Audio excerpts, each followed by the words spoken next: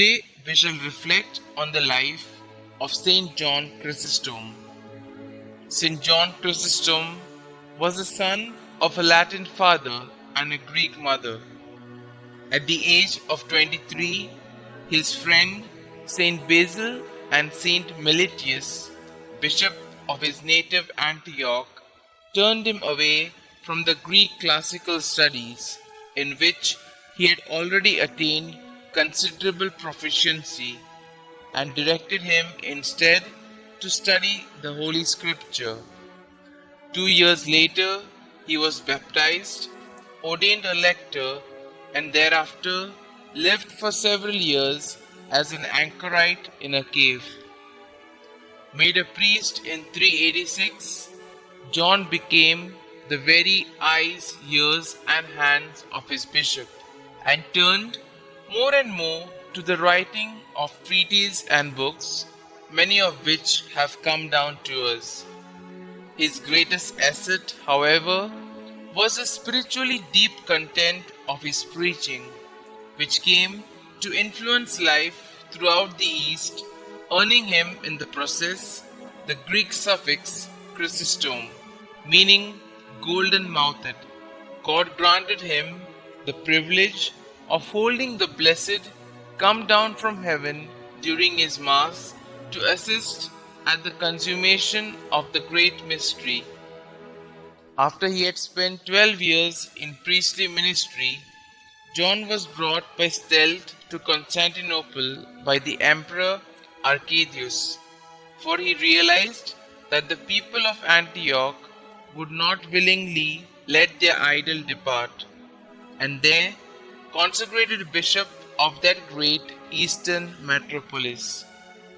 He immediately began to correct abuses and to initiate much needed ecclesiastical reform. He reduced radically the expenses of his episcopal household, and himself continued to live in the greatest simplicity. The ranks of the clergy were purged of unworthy elements, and monastic discipline was tightened. In his sermons, he fearlessly inveighed against the dissolute lives, the excessive luxuries, and the vanities of the imperial court. In so doing, he greatly delighted the common people, who came to hear him by the thousands, and who, often moved to tears, frequently applauded him even in church. But on the other hand, this also served to swell the ranks of his intriguing enemies at court, even alienating Queen Eudocia. In the 5th year of his episcopate, the Patriarch Theophilus of Alexandria, who had been summoned to Constantinople to answer certain ecclesiastical charges, convened instead the so-called Oak Synod, which, with the Emperor's consent, declared John deposed under various pretexts and sent him into exile. But the temper of the people was such that the Empress had him recalled almost immediately.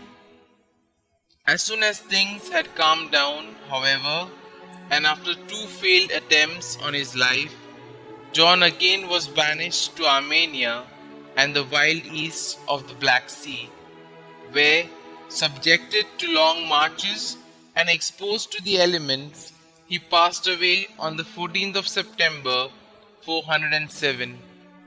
St. John Chrysostom is one of the 4 great fathers of the Eastern Church and the reformer of its clergy. Its more eminent doctor and writer, he is the patron of preachers and is invoked against epilepsy.